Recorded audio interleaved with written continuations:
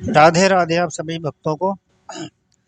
तो आज की कथा जो हमने करी है महागरुड़ पुराण कथा, क्योंकि आप जो इसे सुनोगे आप अपने धर्म के बारे में जान पाओगे और मरने के बाद इंसान कहाँ-कहाँ जाता है, किस-किस तरह के उनके इस व्यक्ति को सज़ा दी जाती है, किस पाप के ज़रिए उस व्यक्ति को सज़ा मिलती है, आप इसके बारे में आप जान पाएँगे। तो हमारी ये जो गरुड़ पुराण कथा है, आप इस कथा को पूरी सुनें और आशा करता हूँ आप लोगों को अच्छी लगेगी, और जो अच्छी लगे तो कृपया प्लीज़ इसको आगे भी शेयर करिएगा और आगे भी इसको सब्सक्राइब और इसको हमारे चैनल जो है उसको भी सब्सक्राइब करिएगा, ताकि और को भी इस सेवा का अवसर उठाने का लाभ प्राप्त हो सके। ताकि देखिए ये कथा जो है अपने तक सीमित मत रखिएगा, ये आगे भी शेयर करो ताकि इसके साथ-साथ आगे जो लोग हैं वो भी इस कथा का आनंद ले पाएँ। ठीक है जी? तो चलिए हम सीधे मिलते हैं सीधी कथा की ओर। तो आशा करता हूँ आप सबको ये कथा अच्छी लगेगी और आप सब स्वस्थ होंगे। भगवान करे आप हमेशा खुश रहें, स्वस्थ रहें और हमेशा ऐसे ही खेलते मुस्कुराते रहें। आप आइए सीधी कथा की ओर और हमारी इस पूरी कथा का आनंद उठाओ और जानो समझो कि मरने के बाद व्यक्ति किस-किस पाप में कहाँ-कहाँ जाता है और क्या उसे सज़ा दी जाती है। आइए जानते हैं इस महागरुड़ के अनुसार। राधे राधे। तो हम मिलते हैं आगे सीधे कथा की ओर। राधे राधे। जय श्री राम। श्री राधे राधे हमारे सभी श्याम भक्तों को। तो आइए हम वही श्री महागरुड़ पुराण का दूसरा भाग में आते हैं, जहाँ से पिछली बार ढीली थी उससे आगे का प्रारंभ करेंगे, क्योंकि थोड़ा थोड़ा आपको बताता रहता हूँ हर एक विषय में, उसमें आपको जानकारी रहती है। देखो, अब जो आप लोग पूरी हमारी ये वीडियो देखते हैं तो आपको कुछ ना कुछ तो जरूर सीखने को मिलता होगा। हो सकता है कुछ बातें हमारी अच्छी ना लगती हो, कुछ तो ऐसी बात होगी जो आपके मन में उतर जाएगी, कुछ तो ऐसी बात होगी। तो हमारा यही कहना है, जब भी देखा करो पूरी देखा करो, क्योंकि अधूरा ज्ञान कभी सफल नहीं होता है। जब भी आपको देखना है तो पूरा ज्ञान लेना है ना। और हमें इतनी क्षमता तो है नहीं कि आप लोगों में बता सकूं, जो भगवान की कृपा से गुरु कृपा से बोल पाता हूं, आप सबके आशीर्वाद से बोल पाता हूं। तो आइए हम पहले गणेश वंदना करेंगे। कहा जाता है बिना गणेश वंदना किए कोई कार्य पूरा नहीं होता है। तो सबसे पहले गणेश जी को याद करेंगे, आगे हम उसी पाठ को लेकर चलेंगे। और जल्दी जल्दी जुड़ जाइएगा हमारे साथ, क्योंकि हमने कल मैसेज डाल दिया था रात सुबह 11:30 बजे, तो टाइम भी हो चुका है।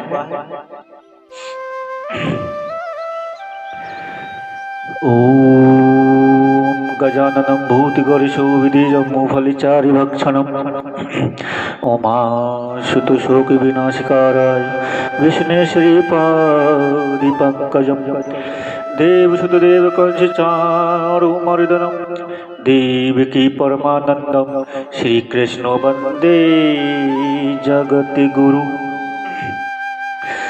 हरे वासुदेवाय हरे परमात्मने श्री कृष्ण वासुदेवाय वयं नमः। गुरुर्ब्रह्मा गुरुर्विष्णु गुरुर्देवो महेश्वर गुरुर्साक्षात् परब्रह्म तस्मै श्री गुरुवे नमः। या देवी सर्वभूतेषु लक्ष्मीरूपे संस्थिता नमस्तस्ते नमस्तस्ते नमस्तस्ते नमो नमः। बरसाने की राधिका नंद गाँव के श्याम, मैं इनके चरणों में करूँ मैं कोटि कोटि प्रणाम। राधा मेरी स्वामिनी मैं राधे तिरुदास, जन्म जन्म मैं दीजियो श्री चरणन में वास। राधा तू बड़ भागिनी, कौन तपस्या कीन, और तीन लोक त्रिभुवनोपति है तेरे अधीन। श्याम श्याम तो मैं रटूं, श्याम है जीवन प्राण, और श्याम भगत जग में बड़े, इनको करूं प्रणाम। ओम त्र्यंबकं यजामहे सुगंधिं पुष्टिवर्धनम्, उर्वारुकमिव बन्धनाय मृत्युमुक्षीयमामृतम्। ओम भूर्भुवस्वः तस्वितुर्वरेण्यं भर्गो देवस्य धीमहि धियो यो न प्रचोदयात्। आइए चलते हैं भागवत की ओर। आशा करता हूँ आप जल्दी जल्दी जुड़ जाइएगा हमारे साथ और फिर इस पूरी कथा का लाभ उठाए। आशा करता हूँ आपको कुछ न कुछ तो अच्छा लगता ही होगा। तो आइएगा, हर बार की तरह इस बार भी हमारा साथ दीजिएगा। राधे राधे। पहला भाग मैंने छोड़ा था बैतरणी नदी। कहाँ से? बैतरणी नदी के पास निकला था, वहीं से आज हम प्रारंभ करेंगे। तो यमराज क्या करते हैं, पापियों को नाग फांस में बांध करके एक ऐसे नुकीले रास्ते से ले जाते हैं जहाँ पे कील पत्थर कांटे पड़े हुए होते हैं। जहाँ पे कील पत्थर कांटे पड़े हुए होते हैं, उस रास्ते से उस इंसान को घसीटते हुए ले जाते हैं। किसको ले जाते हैं? जो व्यक्ति पापी होता है। जो व्यक्ति पापी होता है उसने कभी जीवन में अच्छे काम करे ही नहीं, उसने कभी जीवन में अच्छे काम नहीं करे।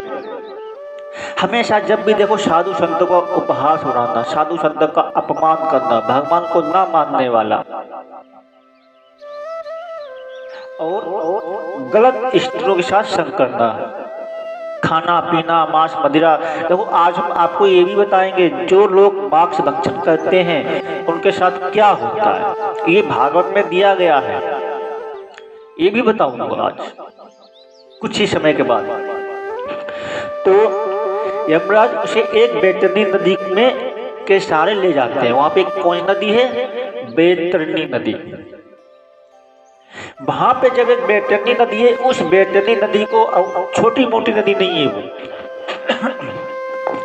100,000 लंबी चौड़ी नदी है। वो 100,000 योजन लंबी चौड़ी है और उस नदी के हर व्यक्ति को पार करके जाना होता है। देखो ये बैतरणी नदी में चाहे व्यक्ति पापी हो या पुण्य आत्मा हो, जाना हर किसी को इसी नदी से। और वो नदी कोई साधारण नदी नहीं है। जब वो नदी पापी व्यक्ति को देखता है, जैसे आपने देखा होगा कढ़ाई में पकौड़ी तलती है, पूड़ियाँ तलती है, देखा होगा, ठीक उसी तरीके से नदी खोलने लगती है। ठीक उसी तरीके से वो नदी खोलने लगती है और उस नदी में जल नहीं, मलमूत्र भरा हुआ है। क्या भरा हुआ है? मलमूत्र भरा हुआ है, गंदगी भरी हुई है, जल नहीं है उसमें। जैसे कीचड़ तो जब भी है ठीक ठाक होता है, थोड़ा बहुत कीचड़ जो है ये जब भी ठीक है, उससे भी भयंकर गंदा उस नदी में भरा हुआ होता है और उस व्यक्ति को पार करके जाना पड़ता है। और चाहे पुण्य आत्मा हो या पापी हो। अब कहेंगे महाराज ये कैसे? पुण्य आत्मा तो अच्छा होना चाहिए। एक उदाहरण है इसका।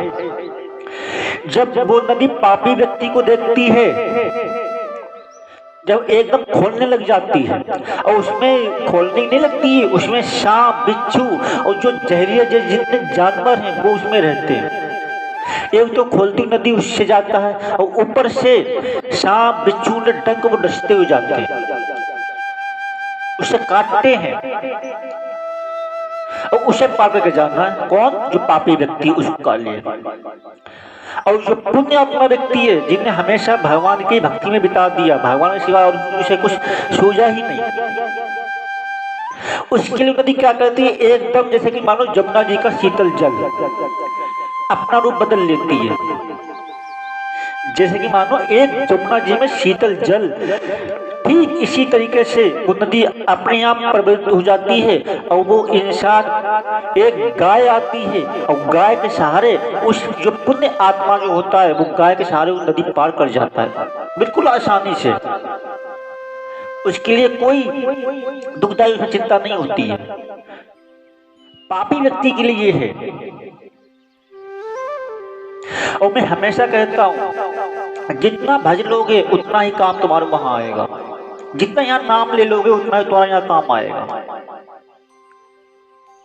हम क्यों घंट करते हैं? संडे को अपने कहीं जा सकते हैं, कहीं भी जा सकते हैं, बहुत सी जगह हैं, क्यों आपको हम समय देते हैं? इसलिए हम समय देते हैं। हमारा जीवन तो उद्धार होगा ही होगा, हो सकता है अपने साथ साथ क्यों ना आप सबका भी करवाता हूं। इंसान वही ठीक रहता है जो अपने लिए नहीं दूसरों के लिए जिए, वही असल में सच्ची जिंदगी मानी जाती है। देखो जिंदगी क्या है? जिंदगी तो एक कुत्ते भी जीते हैं, जानवर भी जीते हैं। हमें और इनमें कोई ज्यादा फर्क नहीं है। कितना? हमें और जानवर में कोई ज्यादा फर्क नहीं है। कितना फर्क है? हम जो चाहें वो कर सकते हैं और जानवर अपनी मर्जी कुछ नहीं कर सकते। हम चाहते हैं भजन कर सकते हैं, वो नहीं कर सकते।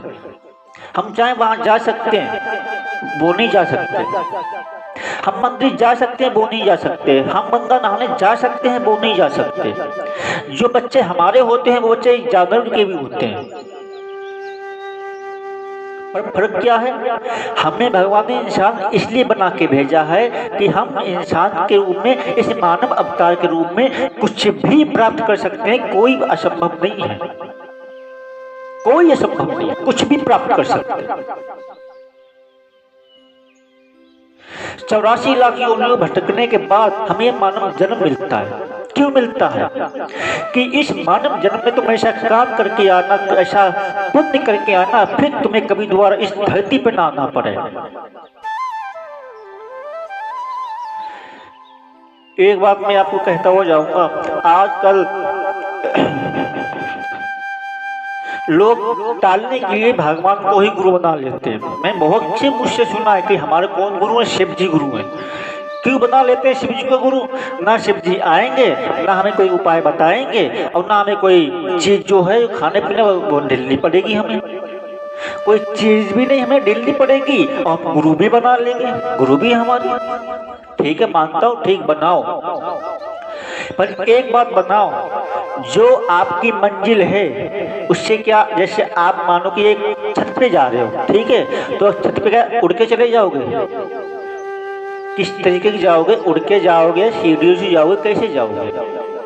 जाओगे ना सीढ़ी से जाओगे ना। तो गुरु हमारे जो धरती पे चलते फिरते गुरु कौन है?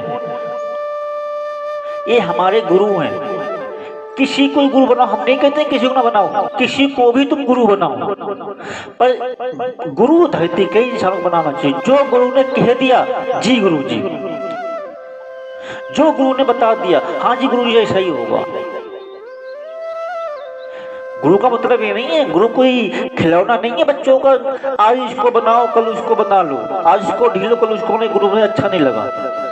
निष्ठा एक होनी चाहिए। देखो हम एक बात आपको बता रहे, जैसे कि माँ एक होता है, बाप एक होता है, पति एक होता है, पत्नी एक होती है, ठीक वैसे ही गुरु को भी एक को बनाना चाहिए। गुरु एक को बनाना चाहिए।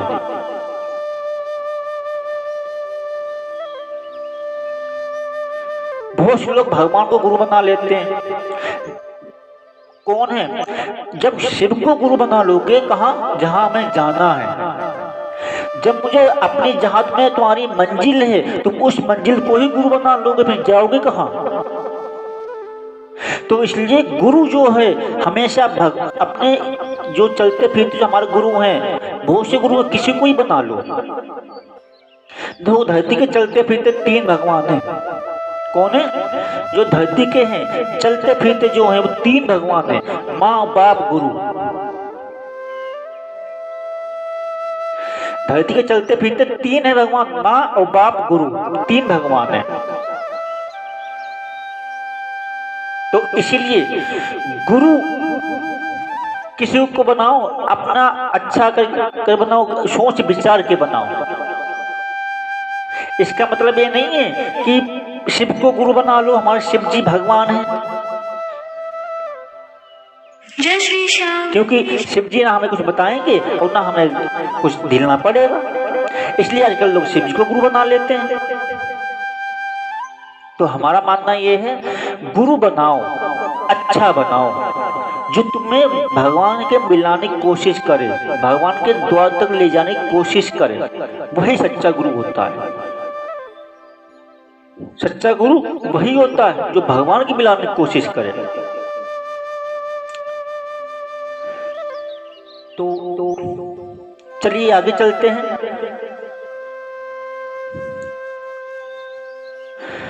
वहां एक बहती नदी में हर इंसान को पार करके जाना होता है, और मैंने कहा है, जो भगवान कितना भी बड़ा व्यक्ति पापी क्यों ना हो, जो भगवान एक बार अंत समय में भगवान का नाम मुख से कैसे भी धोखे से भी निकल जाए, तब भी उसका उद्धार हो जाता है। अगर भगवान का नाम धोखे से भी मुख से निकल जाए, तब भी उसका उद्धार हो जाता है। कितना बड़ा व्यक्ति पापी क्यों ना हो, पापी कितना भी बड़ा व्यक्ति क्यों ना हो, उसका एक बार भगवान का मुख से नाम निकलने के बाद उसका उद्धार हो जाता है। एक अधर्मी राजा था, अधर्मी, वो कभी भी भगवान को नहीं मानता था, साधु संतों का उपहास उड़ाता था। ध्यान से सुनना एक बात, वो हमेशा कभी भगवान को नहीं मानता था, साधु संतों का उपहास उड़ाता था। और साधु संतों का उपहास, और वो राजा था, बड़ा धर्मी था, बहुत ज्यादा। एक दिन गांव वालों ने सोचा कि ये राजा जो है बड़ा धर्मी है, इसको क्यों ना लाओ मैं वध कर देता हूँ। इस जंगल में जाता है सुबह रोज भ्रमण करने के लिए, उसी का वहीं पे हम इसका अंत कर देंगे। तो राजा सुबह उठा, गया भ्रमण के लिए। जब भ्रमण करने के लिए गया जंगल में, तो गांव वाले कुछ लोग थे, वो वहीं पेड़ पे छुप के बैठ गए। ध्यान सुनना, ये तिलक लगाने की बात बता रहा हूँ। तिलक मस्तक पे क्यों लगाया जाता है, इसका कारण क्या है? इसका कारण क्या है, मस्तक पे तिलक क्यों लगाया जाता है, इसका हम बताएंगे आपको, और इसी कथा में आपको हम बताएंगे।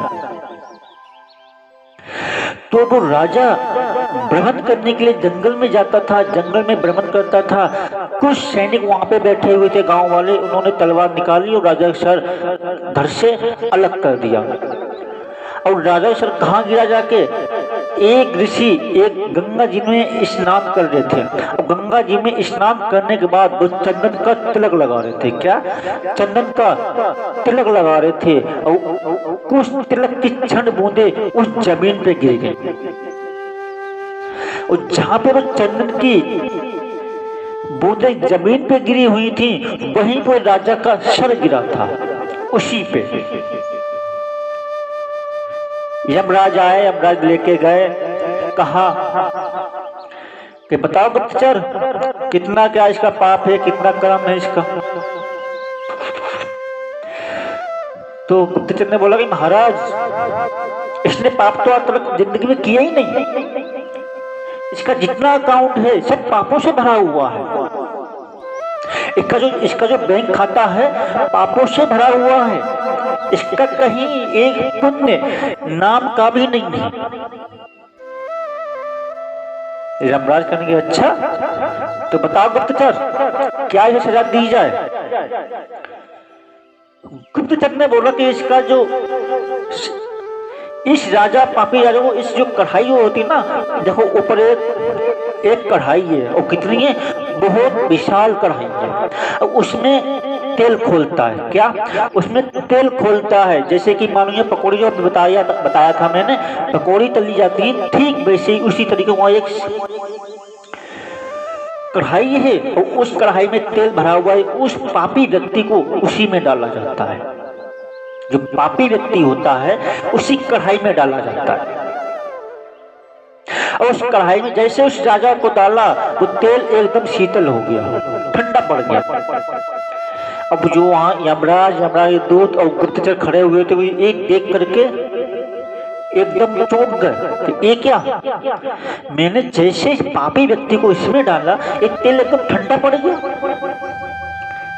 नारद जी को बुलाया गया, नारद जी देखो इस राजा की क्या कहानी है। जैसे मैंने ये तो पाप तो करे इसने, कभी पुण्य तो करे ही नहीं। जैसे मैंने इस पापी राजा को इसमें डाला मैंने, ठीक जैसे मैंने डाला वैसे तेल ठंडा पड़ गया, ऐसा क्यों?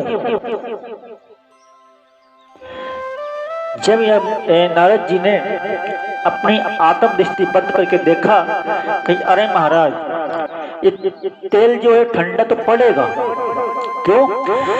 एक चंदन तिलक लगा रहा था, एक ऋषि जो है अपने मस्तक पे तिलक लगा रहा था चंदन का, और कुछ क्षण बूंदे जमीन पे गिर गई, उसी जमीन पे आके इसका सर गिर गया,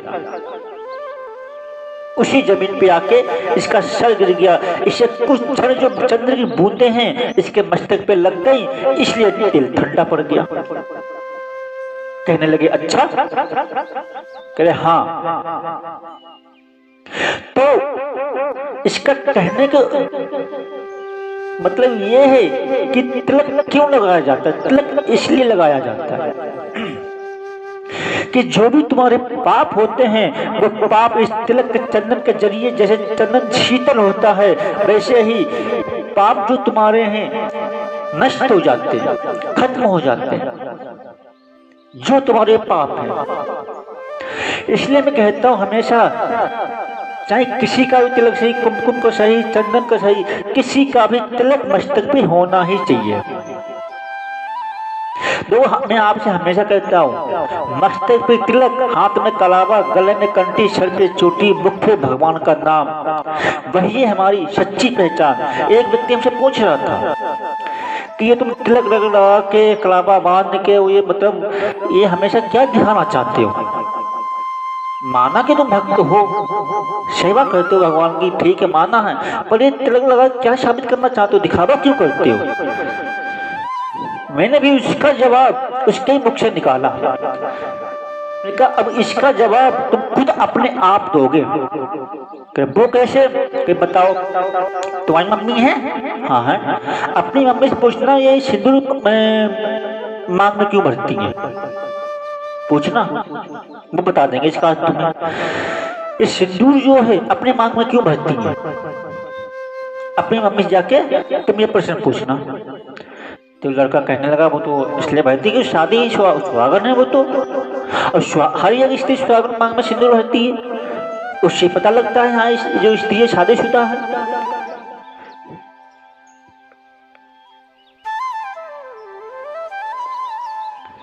तो मैंने कहा दे दिया आपने जवाब। खुद आपने अपने मुख से भी बोला कि सुहागन होती है।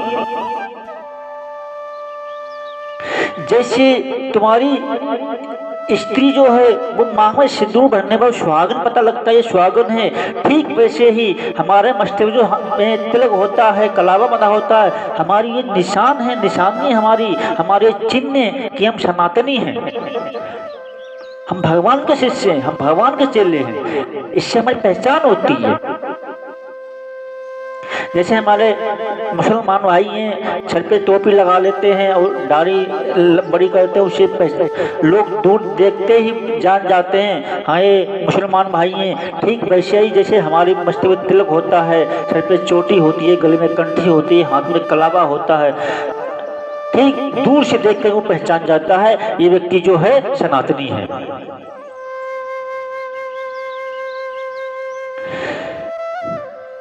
एक बात मैं आपको बताऊं, हमारा सनातन धर्म बहुत साल पुराना है।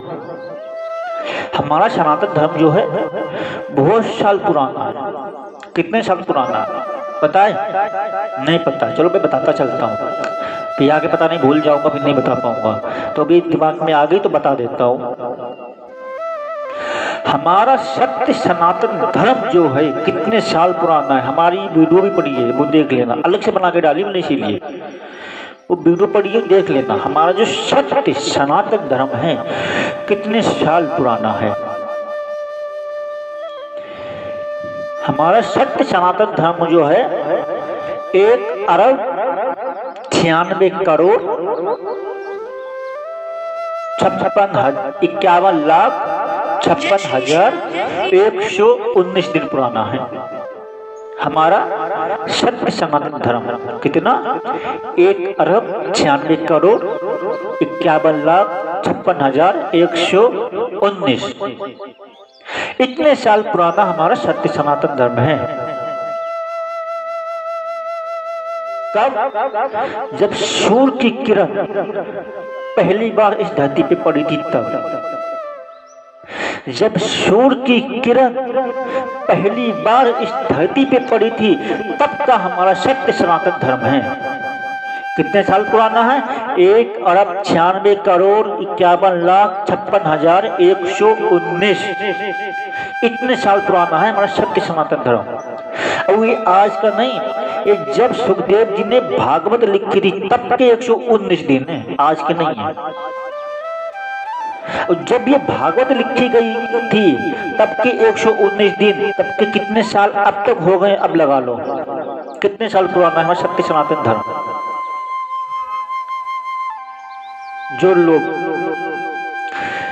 इतने साल हमारा सत्य सनातन धर्म है, तो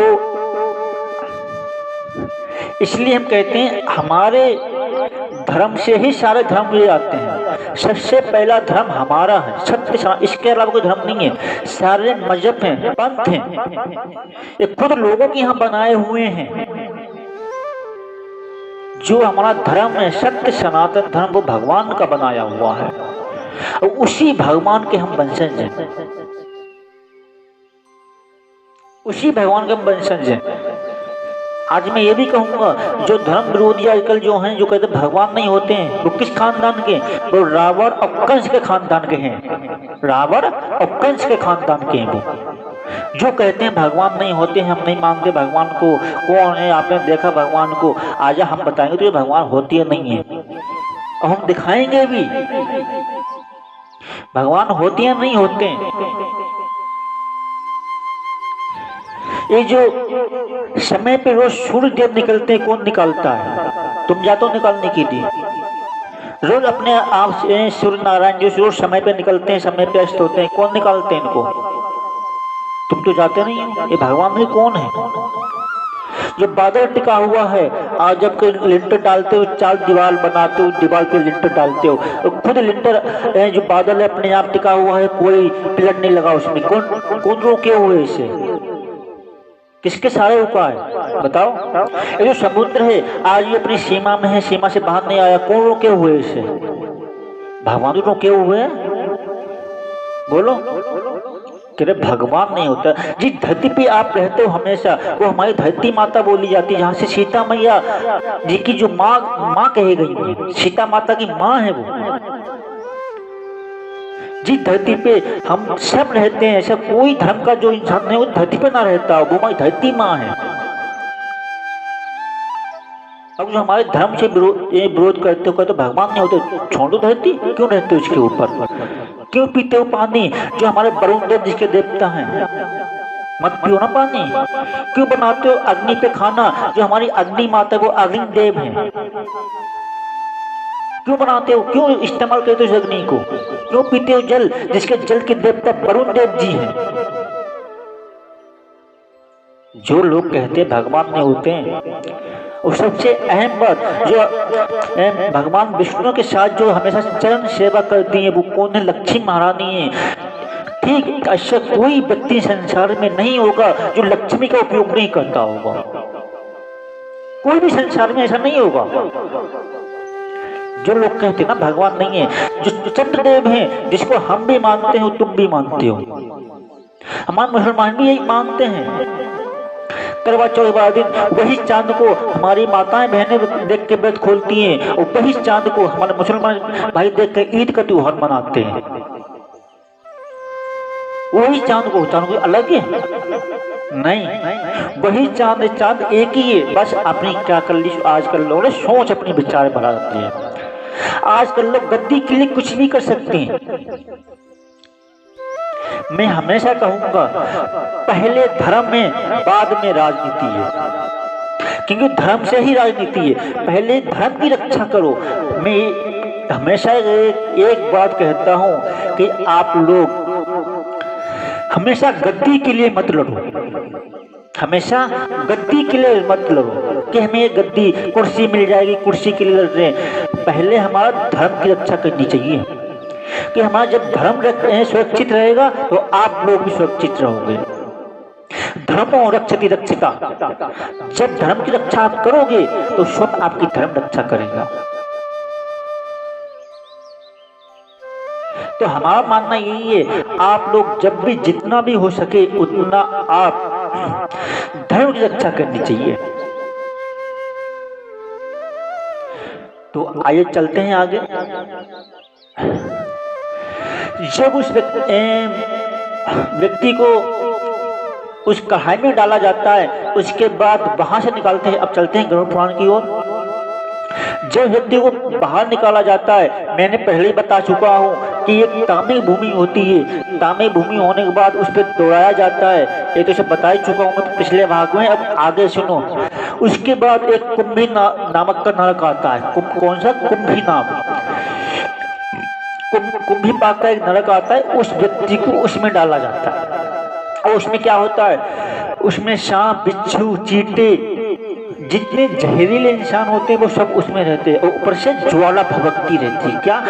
बहुत भयंकर ज्वाला। और उस व्यक्ति को उस कुंभी नामक जो नरक है उसमें डाला जाता है। 28 नरक हैं, सब तो नहीं बता पाएंगे आज 28 नरक के बारे में कि नरक 28 हैं। जो जो व्यक्ति जिस जिस पाप करता है उस इंसान को उसी नरक में डाला जाता है। और आज हम एक पूरा चिट्ठा बना के लिखा हुआ था कि सपने में जो सपना आता है उसका क्या कारण होता है, जो सपने में आता है।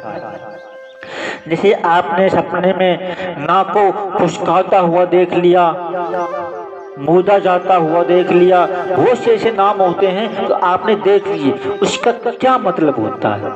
मैंने चिट्ठा बना के रखा था, पर समय नहीं हो पाएगा तो हम बता पाऊं, जब भी थोड़ा बहुत हम बता देंगे। देखिए, हम गरुड़ पुराण के माध्यम से एक बात कहूंगा कि जब आप ब्राह्मण जब जमाते हो, किसमें? जब गरुड़ दिन आते हैं तब जब पिंडदान में, जब पिंडदान करते हो, जो आप ब्राह्मण जमाते हो, ब्राह्मण जमाते समय आपको 2 चीजें जो है थाली में नहीं देनी चाहिए। उससे क्या होता है? भगवान का अपमान होता है। पितृदेव खुश नहीं होते हैं उससे। जिसके लिए आप करते हो वही आपसे खुश नहीं होते। हम एक गरुड़ पुराण माध्यम से बता रहे हैं, ब्राह्मण के थाली में 2 चीज नहीं देनी चाहिए। कौन सी? एक भैंस की खीर और दूसरी सीताफल की सब्जी। ये ब्राह्मण के थाली में 2 चीज नहीं देनी चाहिए। ये मैं अलग से वीडियो बना के डाल दूंगा, देख लेना। और जो आप बीच में ना देख पाओ तो ये 2 चीजें जो हैं ब्राह्मण की थाली में नहीं देनी चाहिए। अब क्यों नहीं देनी चाहिए इसका अर्थ सुनो। क्योंकि खीर आप देते हो, भैंस की दूध की जो खीर देते हो वो क्यों नहीं देनी चाहिए? भैंस की जो पिता है कौन है? भैंसा होता नहीं होता है। और उस भैंसे पे सवारी कौन करता है? यमराज। यमराज करता है नहीं, तो इसीलिए भैंस की माँ है भैंस, और उस भैंसे पे यमराज सवारी करता है, तो इसलिए उस भैंस की खीर ब्राह्मण को नहीं देनी चाहिए। उस भैंस की खीर ब्राह्मण को नहीं देनी चाहिए। और सीताफल की सब्जी क्यों नहीं देनी चाहिए? देखिए, आजकल हमारे जो हिंदू धर्म में जो है एक प्रथा चली है। क्या प्रथा? कि बलि देना। तो इसका उपाय निकाला गया, हमसे जीव हत्या भी ना हो और हम उस बलि का सम्मान भी कर सकें।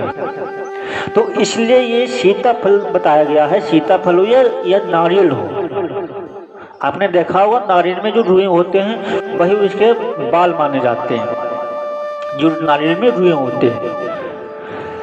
और सीताफल में उस जिसकी आप बलि देना चाहते हो, सीताफल में उसी की आकृति बना के उसी सीताफल को काटा जाता है, तो वो क्या होता है, एक बलि के समान होता है। तो इसीलिए सीताफल की सब्जी ब्राह्मणों को नहीं देनी चाहिए। दूसरी बात, जय श्री श्याम, जय श्री श्याम। और अब देखो, आप लोग कहते हैं बलि देनी चाहिए, बलि किसी भी जानवर की नहीं देनी चाहिए। मैं तो ये कहता हूँ बलि जो है किसी भी जानवर की नहीं देनी चाहिए। एक बात बताओ, अगर जो किसी का बच्चा है और मैं उस बच्चे को परेशान करेंगे, उसको मारेंगे पीटेंगे, तो उसकी माँ क्या कहेगी, खुश होगी हमसे? उसकी माँ हमसे खुश होगी, आशीर्वाद देगी, हाँ आपने बहुत अच्छा काम करा? नहीं ना। जिस बच्चे को आप मारोगे उसकी माँ दुखी होगी, फिर उसी तरीके जैसे उसकी माँ दुखी होती है, उसने हमारे बच्चे को क्यों मारा। अब जो भगवान की बनाई हुई चीजों को किसी का अपराध करूंगा, उसका सम्मान नहीं कर पाऊंगा, उसको मारूंगा, तो एक भगवान की बनाई हुई चीज हम उसकी बलि दे रहे हैं, तो क्या भगवान से खुश होगा? बोलो, खुश होगा भगवान हमसे? नहीं होगा।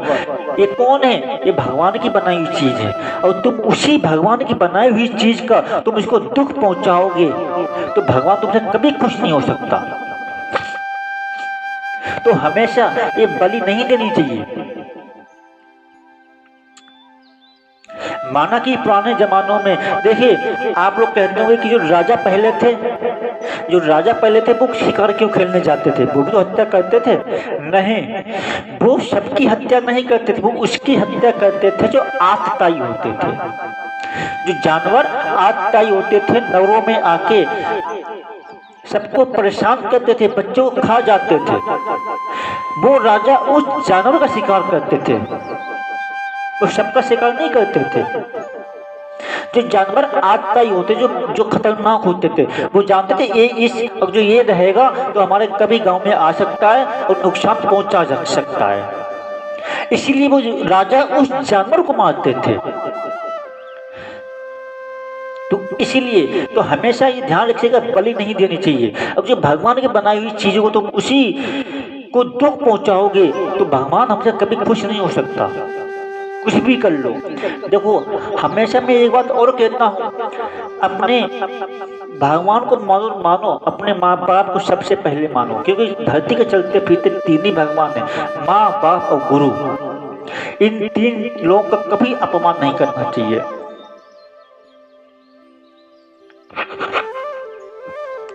तो सबसे पहले हम आते हैं, उस समय पांचों इंद्रियों नष्ट हो जाती हैं, तो और वहां चेतन न रहकर जल रूप हो जाते हैं।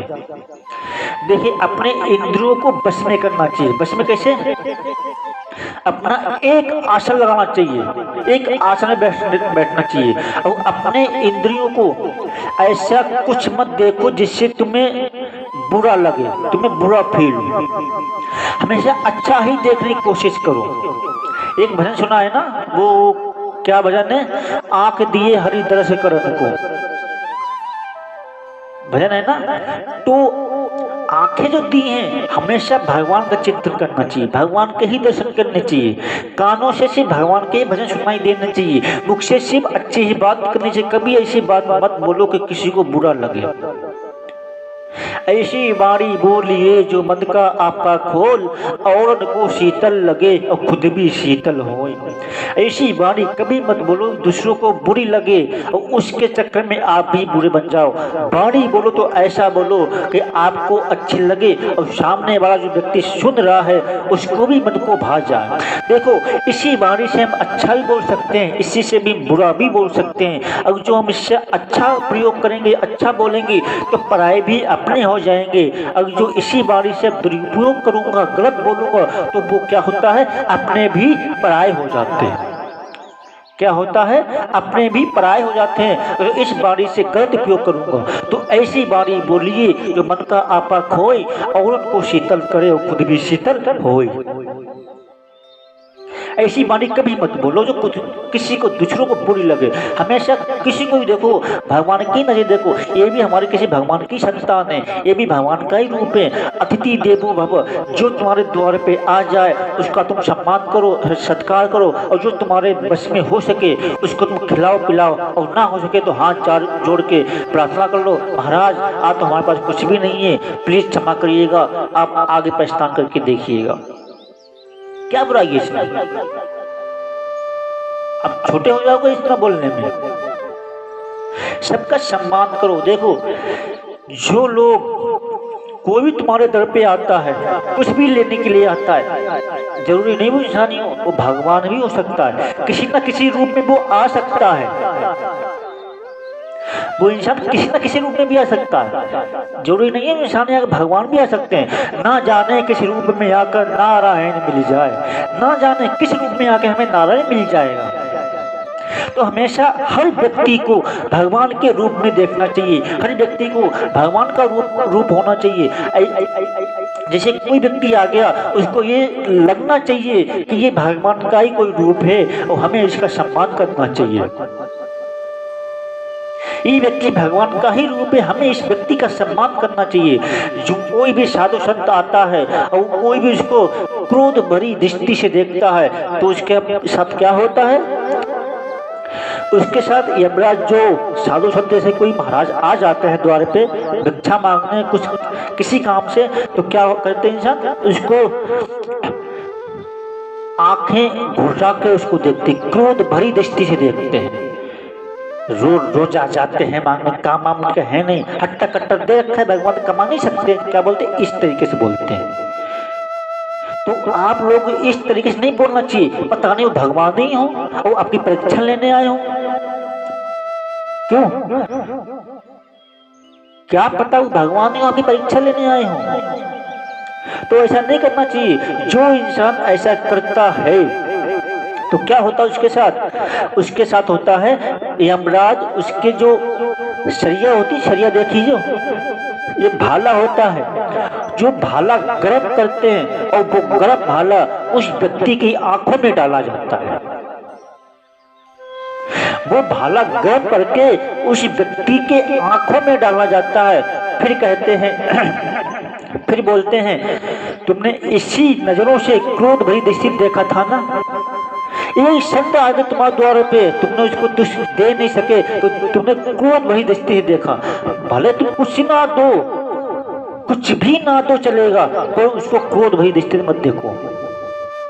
हाथ जोर से प्रार्थना कर लो, महाराज मेरे पास भी कुछ नहीं देने के लिए, आप आगे पछतावा करके देख लीजिए। पर क्रोध भरी दृष्टि से कभी भी मत देखो, किसी को भी मत देखो, चाहे दुश्मन भी क्यों ना आ जाए आपका।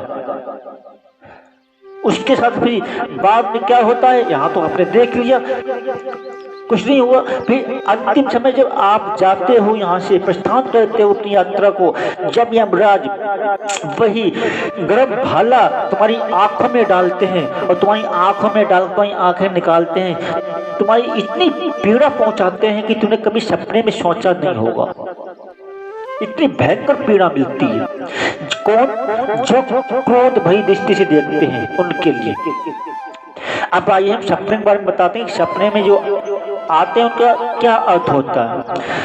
देखिए, अगर आपके सपने में कोई सांप आ रहा हो और उसको फुसकारता हुआ आपके सपने में आया हो, फुसकार रहा हो, तो ये समझ लेना चाहिए कि आपका कोई ना कोई शत्रु है और आपके बारे में कोई बुरा सोच रहा है।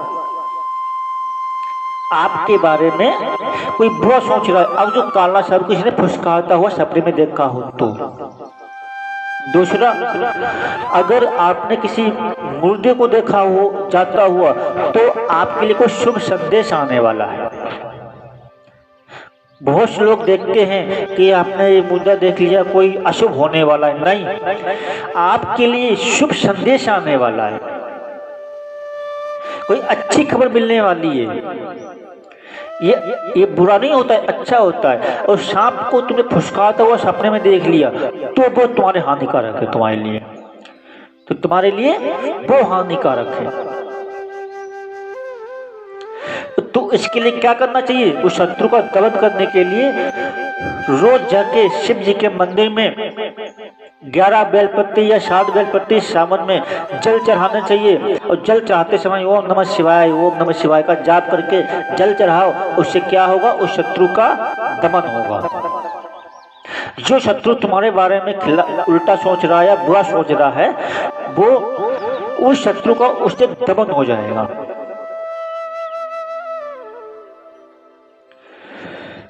तो आइए आगे चलते हैं। समय अपने स्थान से पर के चलने पर एक क्षण भी कब प्रारंभ हो जाता है।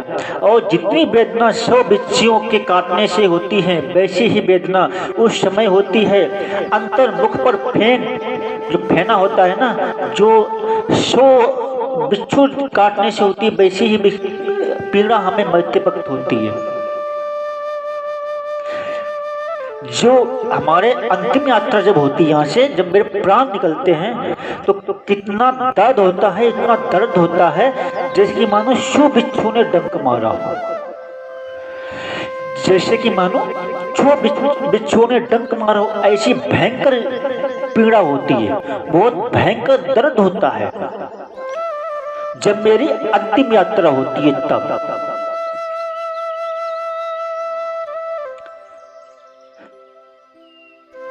अंतर्मुख पर फेन आने लगते हैं और लार टपकने लगती है। तब उस पापी मनुष्य के प्राण नीचे के मार्ग से गुप्त द्वार से निकल जाते हैं। जैसे मैंने पहले बताया था, जो व्यक्ति पापी होता है, जो व्यक्ति पापों से भरा हुआ होता है, उसके जो प्राण हैं वो गुप्त द्वार से निकलते हैं। कहाँ निकलते हैं? गुप्त द्वार से। किसके निकलते हैं? जो व्यक्ति पापी होता है। जो व्यक्ति पापी होता है उसके मुख्य जो प्राण जो है गुप्त द्वार से निकलते हैं। और इसकी वजह से जो आदमी जो है मल मूत्र त्याग देता है। जय श्री श्याम, जय श्री श्याम। वो व्यक्ति जो है मल मूत्र त्याग देता है बिस्तर पे, क्योंकि प्राण उसके गुप्त द्वार से निकले। इसीलिए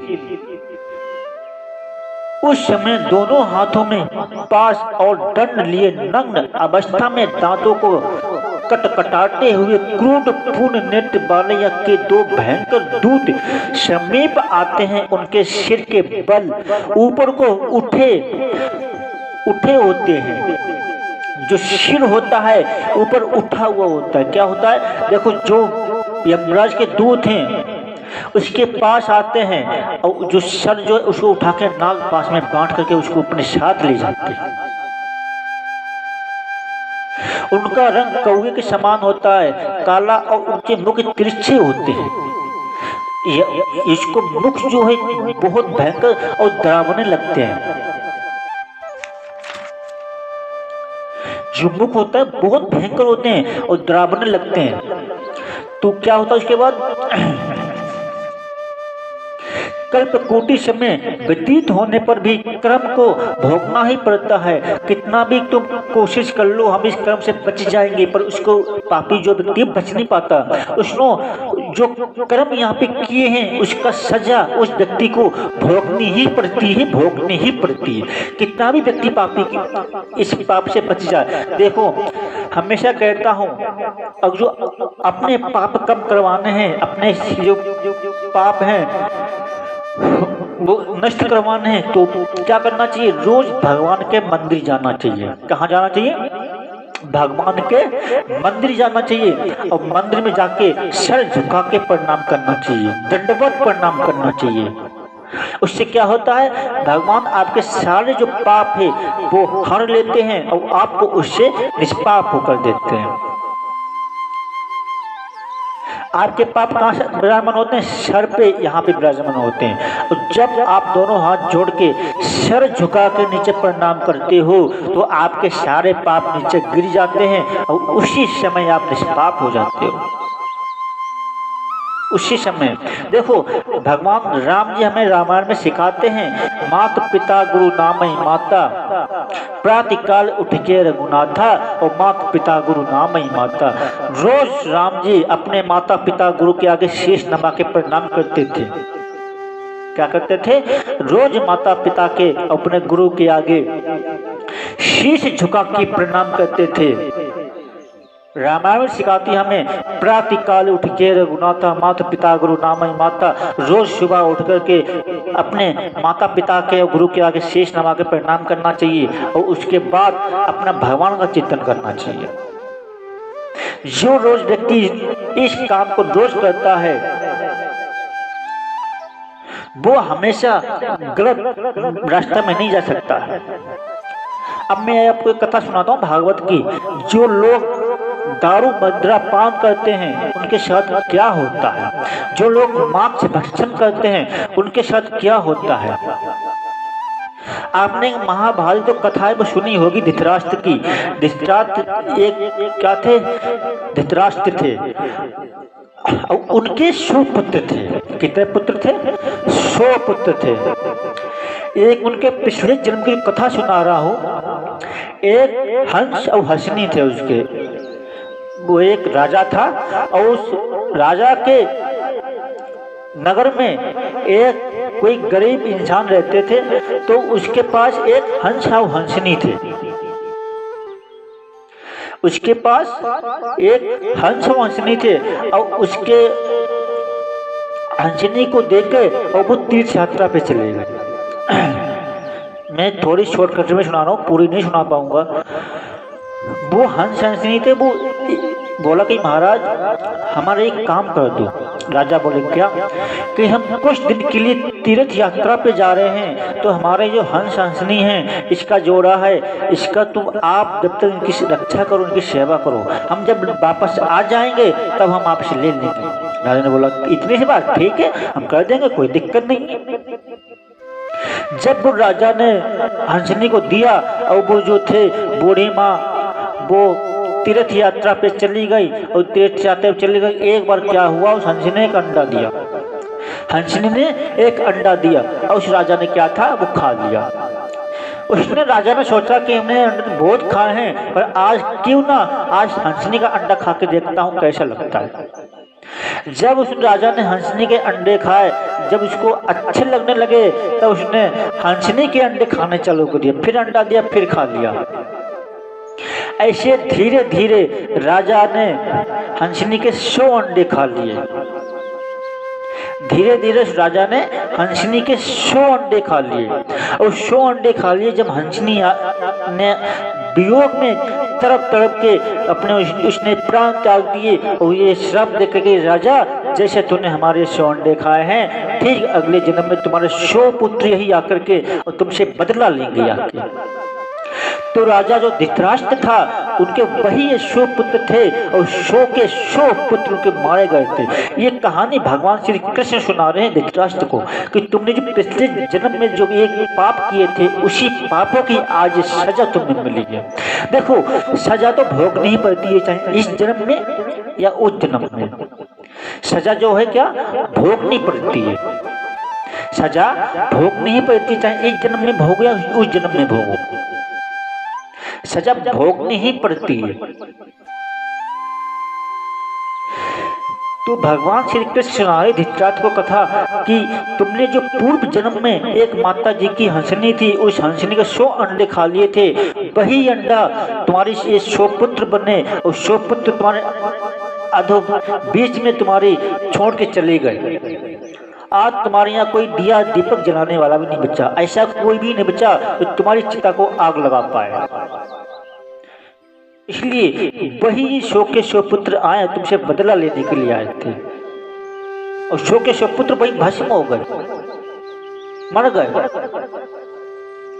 तो जो मांस मदिरा खाते हैं, जो भक्षण करते हैं, वो इसलिए उनको नहीं करने चाहिए। इनका अर्थ ये होता है कि इस चीजों से दूर रहना चाहिए। एक मैं कलयुग की कथा सुना रहा हूं, इसी भागवत में है। एक रात राजा परीक्षित थे। जब राजा परीक्षित थे, राजा परीक्षित एक जंगल में भ्रमण करने के लिए जा रहे थे। एक जंगल में भ्रमण करने के लिए जा रहे थे और वहां पे क्या देख रहे हैं, एक काला सा व्यक्ति एक गाय को मार रहा है। वहां पे एक काला सा व्यक्ति है, वो गाय को मार रहा है और गाय को मार रहा है। राजा ने देखा, देखो राजा क्या था, उनके एक पुराने जमाने का एक पूर्वजों का मुकुट था सोने का। आज तक कुछ उम्र कुछ ज़्यादा थी नहीं, वही 15-16 साल की उम्र थी। तो उस मुकुट को लेके, सोने का मुकुट था, वो अपने सर पे धारण किया और राजा परीक्षित जो है जंगल में चल पड़े। वहां पे एक काला सा व्यक्ति एक गाय को मार रहा था। उसके 3 चरण टूटे हुए थे, एक चरण शेष बचा हुआ था। तो उसके एक चरण जो शेष बचा हुआ था, उसी पैर पे वो जो काला काला जो व्यक्ति था वो उस पर प्रहार कर रहा था, मारे चला जा रहा था। जब वो व्यक्ति उसी पैर पे मार रहा था, राजा परीक्षित आए गाय के पास, बोला क्या हुआ, ये तुम एक व्यक्ति क्यों मार रहा है। उस गाय ने कहा, महाराज एक कलयुग है और कलयुग हमारे जो पैर से बचा हुआ है उसी पैर पे ये मार रहा है। देखो 4 चरण हैं। कौन से 4 चरण हैं कलयुग के, अभी हम बताएंगे आगे। कलयुग के 4 चरण हैं। तो एक चरण जो शेष बचा हुआ है उसी चरण पे कलयुग जो हमें मार रहा है। राजा ने बोला, इतनी इसकी हिम्मत, मैं अभी इसका वध कर देंगे। जैसे राजा परीक्षित ने तलवार निकाली और जो वो कलयुग था महाराज जी के चरणों में गिर गया। नहीं महाराज, हमें क्षमा करो, क्षमा करो, क्षमा करो। तुम इसके चरण पे क्यों मार रहे हो। तो कलयुग ने कहा कि महाराज हम इतने बुरे भी नहीं हैं जितना बुरे आप मुझे समझ रहे हो। मतलब कलयुग केवल नाम और धारा, सुमिर सुमिर नर उतर ही पारा। जो संभव इस सतयुग में नहीं हो पाता है, जो ऋषि हजारों हजारों साल तप करते हैं, तपस्या करते हैं, उनको भी भगवान प्राप्त नहीं हो पाते हैं, कलयुग में ऐसा एक संभव है। सिर्फ भगवान का नाम मात्र से ही उच्चारण से भगवान की प्राप्ति हो जाती है। कलयुग में ही ऐसा संभव है, भगवान के नाम मात्र से भगवान की प्राप्ति हो जाती है। क्योंकि सतयुग में ऋषि मुनि हजारों हजारों वर्ष तपस्या करते हैं, फिर भी कोई गारंटी नहीं है भगवान मिले मिले ना मिले, कोई गारंटी नहीं है। इसलिए रामायण में भी लिख दिया है गोस्वामी तुलसीदास जी ने, क्या, कलयुग केवल नाम और धारा और सुमिर सुमिर नर उतर ही पारा। सिर्फ कलयुग में ही ऐसा संभव है जो सिर्फ भगवान के नाम लेने से ही वो प्राप्त कर सकते हैं। सिर्फ नाम मात्र से भगवान की प्राप्ति हो जाती है। देखो जो लोग कहते हैं भगवान की प्राप्ति इस कलयुग में नहीं होती है। मीरा कौन थी, मीरा ने तो इसी कलयुग में ही गिरधर गोपाल को पाया है, इसी कलयुग में। पर क्या था, सच्ची निष्ठा थी, सच्चा विश्वास था। विश्वास जो है पक्का होना चाहिए। विश्वास ऐसा करना चाहिए जैसे कि मानो सब कुछ यही है और कोई इसके सिवा कोई नहीं हमारा, इनके सिवा हमारा कोई भी नहीं है, जो कुछ भी है वो यही है। तो ऐसा विश्वास होना चाहिए। तो कलयुग था। उस राजा ने कहा, अच्छा तुम बताओ क्या चाहते हो, कहाँ तुम्हें बांस दूं। कलयुग ने कहा, महाराज हमें 4 जगह बांस दे दो, 3 जगह बांस दे दो। कहाँ। तो राजा परीक्षित ने 4 जगह बांस दिया। जहाँ दारू मदिरा पान होता हो वहां बास करो, जहाँ पे वैश्यागमन होती है वहां बास करो, जहाँ पे अहिंसा होती है वहां बास करो, जहाँ पे झूठ कपट होता है वहां बास करो। कहाँ बास करो, देखो जहाँ पे दारू मदिरा पान होती हो वहां पे समझ लेना चाहिए कलयुग है, और जहाँ पे हिंसा होती हो वहां पे कलयुग विराजमान रहता है, और जहाँ पे वैश्यागमन होती हो वहां पे कलयुग विराजमान रहता है। एक चरण बचा हुआ है सत्य का, दान का। 4 चरण है। सत्य, दान, स्वच्छ, स्वच्छ, सत्य, दान। दान तो हो रहा है आजकल। दया, दया है किसी घर में आजकल? दया किसी के ऊपर कोई व्यक्ति नहीं करता। जरा सा कोई व्यक्ति बोल दे तो उस पे चढ़ने के हावी हो जाता है। इतना भी कंप्रोमाइज इंसान नहीं कर सकता आज की डेट में। इसने मुझे ऐसा क्यों बोला, इसकी हिम्मत कैसे हुई, ऐसे लोग बोलते हैं। भगवान ने 100 गालियां सुनी थी, किसकी? शिशुपाल की। शिशुपाल ने भगवान को 100 गाली दी थी और 100 गाली भगवान ने शिशुपाल की क्षमा कर दी थी। जाओ, तुम्हें हम क्षमा करते हैं। भगवान हमें बताना चाहते हैं, जब हम खुद भगवान होकर के शिशुपाल की 100 गालियां सुन सकते हैं तो क्या तुम 2-4 गाली भी सहन कर सकते हो? माना कि व्यक्ति सही नहीं है, बुरा है, पापी है, फिर भी तुम उसकी 2-4 गालियां सुनकर के भी उसको क्षमा कर दो। जब भगवान 100 गाली सुनकर के भी शिशुपाल को क्षमा कर सकते हैं तो हमें 2-4 गाली क्षमा कर देनी चाहिए ना। आजकल इतना सा भी इंसान कंप्रोमाइज नहीं कर सकता है। तो परीक्षित ने कहाँ बांट दिया?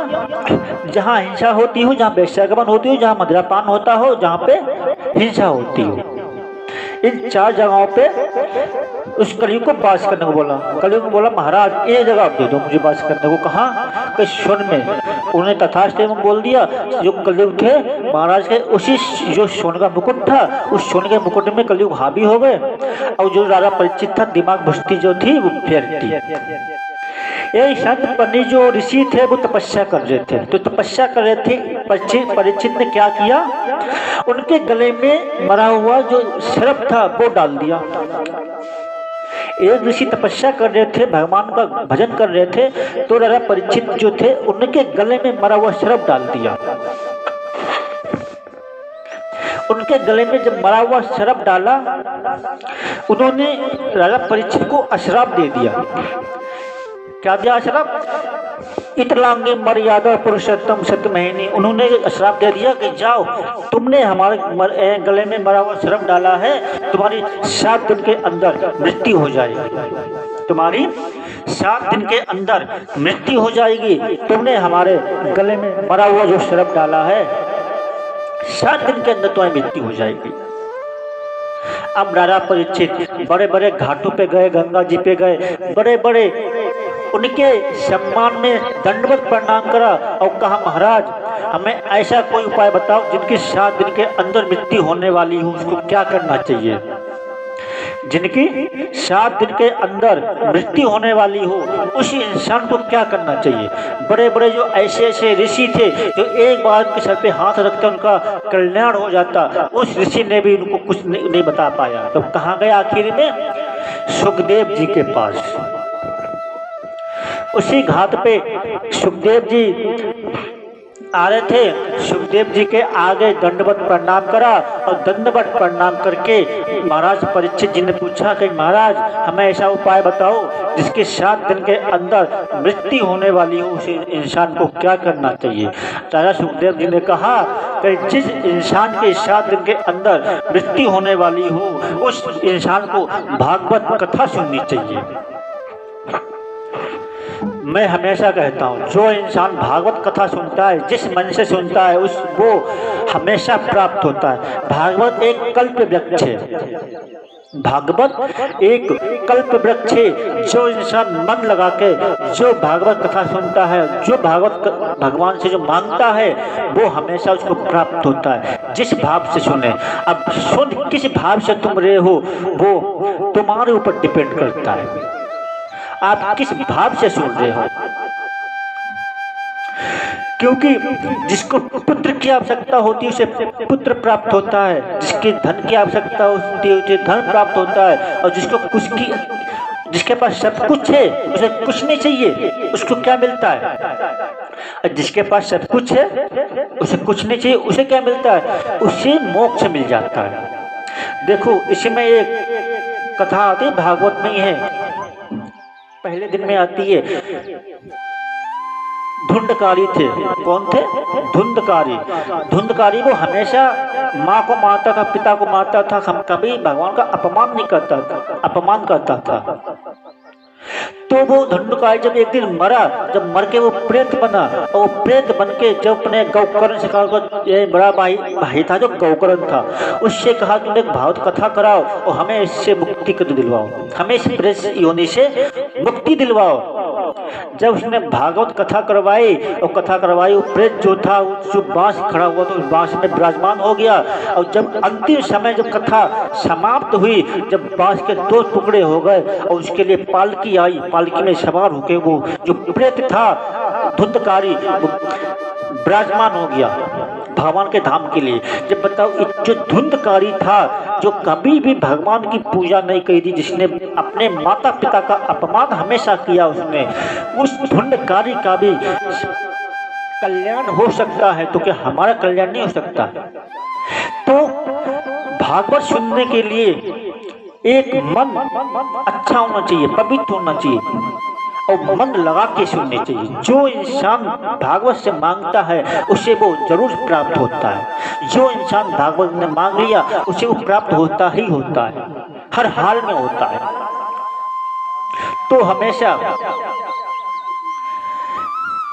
भागवत कथा जो है सुननी चाहिए। तो हमें आगे क्या हुआ, राजा परीक्षित को भगवान सुखदेव जी ने भगवान की भागवत कथा सुनाई। क्या सुनाई? भागवत कथा सुनाई।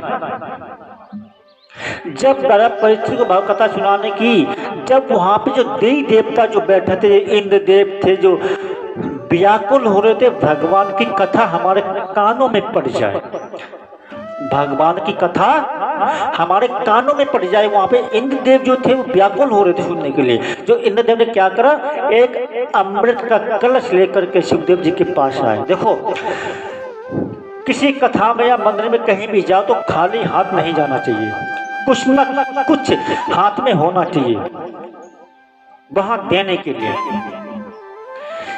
देखो भगवान के कथा में या भगवान के किसी मंदिर में कहीं भी आप जाते हो तो खाली हाथ नहीं जाना चाहिए।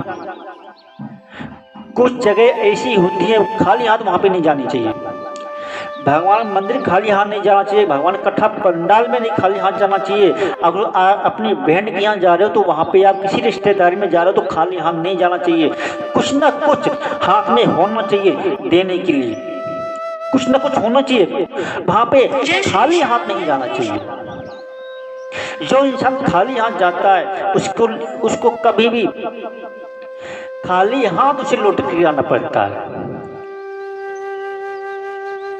अब जो आपके पास कुछ भी नहीं है देने के लिए तो वहां पे आप प्रेम से जाओ, मन भावुक होके जाओ, वहां पे भगवान को 2 अश्रु चढ़ा दो और कहो हे प्रभु हमारे पास इन 2 आंसुओं के अलावा और कुछ नहीं है हमारे पास। जो भी है भगवान उन आंसू को देखकर प्रसन्न हो जाएंगे और जो तुम चाहोगे वो तुम्हें प्राप्त हो जाएगा। जो तुम चाहोगे वो प्राप्त हो जाएगा। तो हमेशा ये मान चलो भगवान का मंदिर जब भी जाओ दोनों हाथ जोड़ के विनम्र होके जाओ। आजकल इंसान क्या करता है, मन में होता है कुछ और भगवान के मंदिर में जाता है कुछ और बन के, कपटी बन के जाता है। कि भगवान रामायण में खुद लिखा हुआ है, निर्मल मन जो मोही पावा छल कपट मोहि छिद्र न भावा। जो कपटी इंसान होता है उसे कभी प्रिय नहीं होता है। एक रामायण की एक कथा आती है, बड़ी अच्छी कथा है। एक बार जटायु महाराज जी ने हमेशा राम राम जपते रहते थे, हमेशा राम राम, हमारे राम के दर्शन होंगे, राम जी के दर्शन होंगे। ऐसे ही एक बार ऐसे जैसे आजकल मीडिया वाले हैं ना, पूछते हैं बड़े राम राम जपते हो, क्या कर लिया तुम्हारे राम ने। जब एक बार सीता मैया जो रावण हरण लेकर के ले जा रहा था, जब जटायु के दोनों पंख कट गए थे, जटायु के रावण ने दोनों जो पर थे वो काट दिए थे। जब कुछ लोग ऐसे पूछने के लिए आए कि बड़े राम राम जपते थे, क्या कर लिया तुम्हारे राम ने, क्या बचा लिया कि तुम्हारे राम ने, बड़े राम राम जपते हो। सुनना ध्यान से, क्या क्या कहा जटायु जी ने। अरे पहले तो हमारे पंख थे, पहले हम खुद अयोध्या में जाते, राम के दर्शन करते, पर अच्छा हुआ हमारे पंख कट गए। अब खुद राम स्वयं चल के आएंगे हमें दर्शन देने के लिए, क्योंकि अब हम जा तो सकते नहीं, अब खुद राम हमें चल के हमें दर्शन देने के लिए आएंगे। वही हुआ, राम जी ने अपने पिता दशरथ का अंतिम संस्कार नहीं कर पाया और राम जी ने जटायु को संस्कार किया, क्योंकि वो एक स्त्री को बचाने के लिए, धर्म के रक्षा के लिए वो लड़ गया। एक महाभारत में जब द्रौपदी की जब चीर हरण हो रहा था, सब अपने अपने पल के नीचे झुका हुए बैठे थे और भीष्म पितामह को क्या मिला? बाणों की सैया। ऐसा कोई अंग नहीं बचा था भीष्म पितामह का जहां पे उनके बाण न लगा हो। पूरा शरीर उनसे बाणों से छलनी हो गया था। और फिर उसके बाद जब भगवान उनके समक्ष आए और भगवान से भीष्म पितामह क्या कह रहे हैं?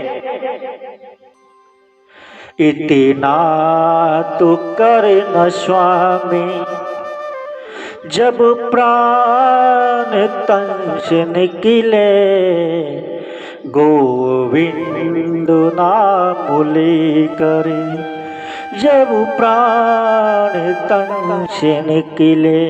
हे भगवान, इतना कृपा करना, जब भी मेरे प्राण से निकले तुम मेरे सामने हो, गोविंद का नाम मेरे मुख में हो, मेरा सांवर निकट हो, मेरे मुख में तुलसी दल हो, मेरे सांवर निकट हो, जब प्राण तन से निकले। भीष्म पितामह भगवान से प्रार्थना कर रहे हैं। और क्यों मिली भीष्म पितामह बाणों की सैया? कि यहाँ द्रौपदी की चीर जब हरण हो रहा था, किसी ने लाज नहीं बचाई, तो खुद भगवान ने लाज बचाई थी। इसलिए भीष्म पितामह को बाणों की सैया मिली और वो जटायु एक सीता माता को बचाने के लिए अपने प्राणों की आहुति दे दी। इसलिए उस जटायु को क्या मिला? श्री भगवान राम की गोद।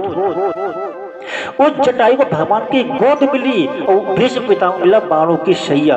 तो यही फर्क होता है धर्म की रक्षा करने के लिए, एक स्त्री की रक्षा करने के लिए। जिस घर में स्त्री अपमानित होती हो, उसकी इज्जत नहीं होती हो, उस घर में कभी सुख शांति नहीं आ सकती।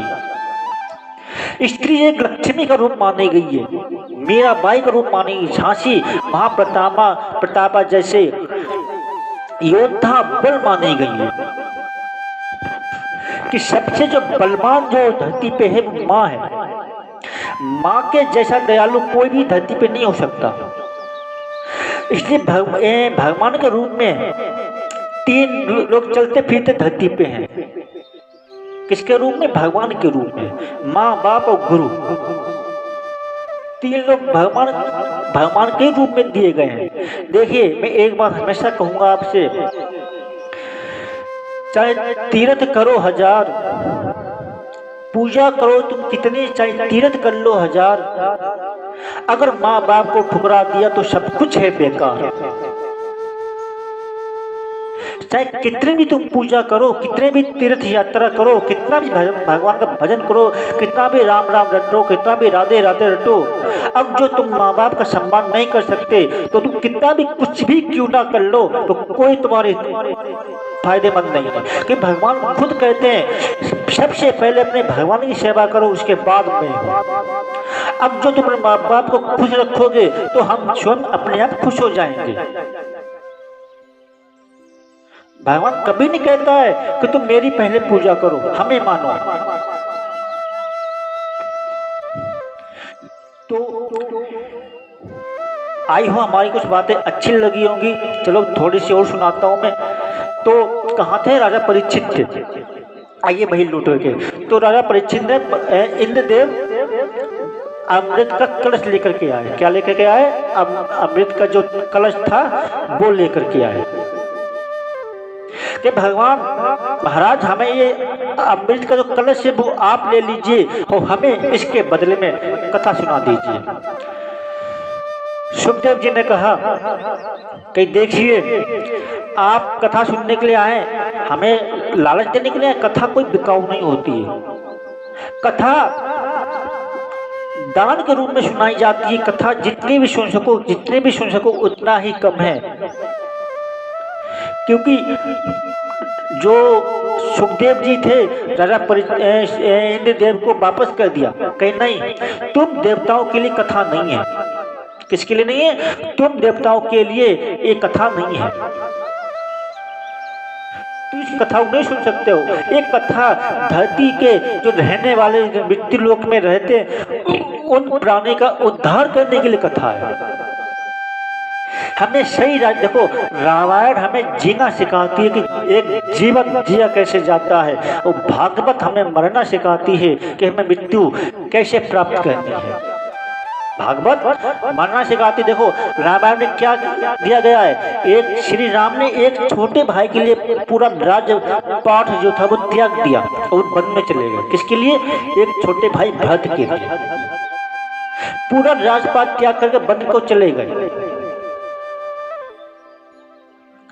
तो रामायण हमें जीना सिखाती है कि एक पत्नी कैसी होनी चाहिए। आजकल देखो अब क्या क्या बताएं,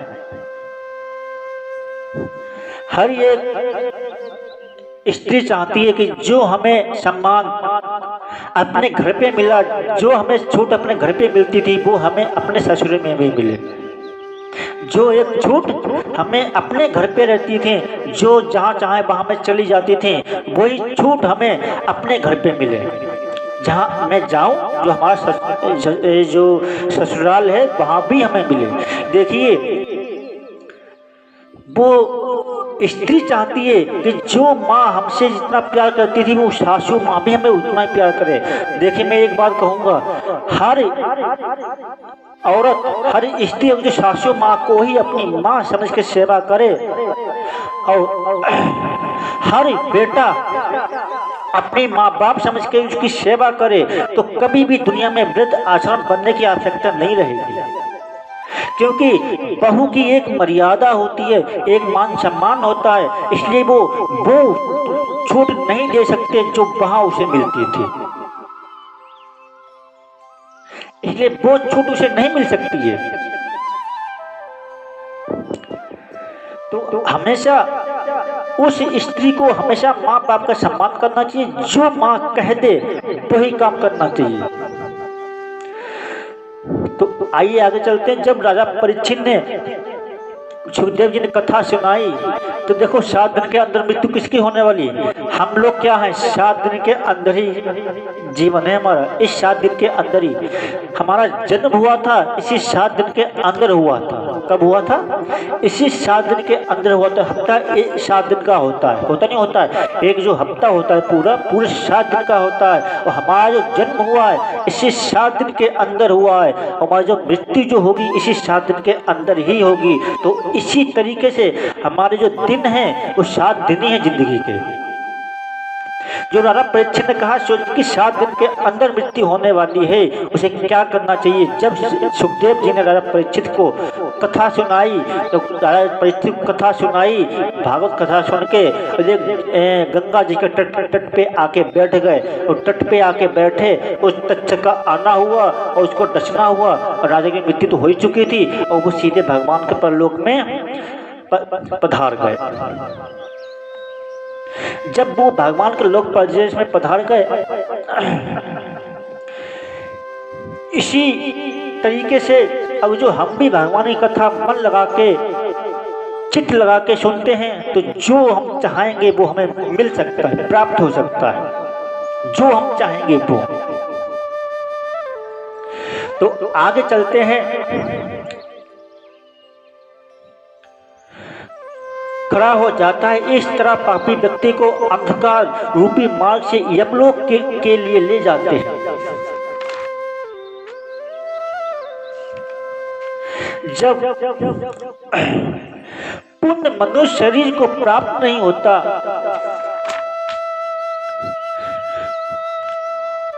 जब उसकी दुर्दशा में दिया हुआ भोजन करता है, यम दूतों द्वारा 13वें दिन प्रेत जैसे पकड़ा हुआ मरकट अकेला जाता है। वैसे ही वहां भूखा प्यासा यमलोक को अकेला ही जाता है। यमलोक के मार्ग का प्रमाण के गरुड़ बैठनी नदी को छोड़कर 73,000 योजन का है।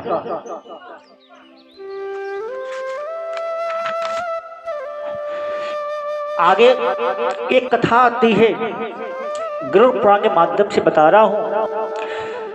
प्राय काल की भांति 12 सूर्य तपते रहते हैं। 12 सूर्य तपते रहते हैं। उस मार्ग से शीतल हवा से पीड़ित होते हुए पापी मनुष्य को जाना पड़ता है। कांटे तथा विषधर सर्पों से वह मार्ग अवेजित रहता है। कहीं कहीं पापी मनुष्य को बड़े भयानक क्रोध, व्याघ्र, शेर और कुत्ते भक्षण करते हैं।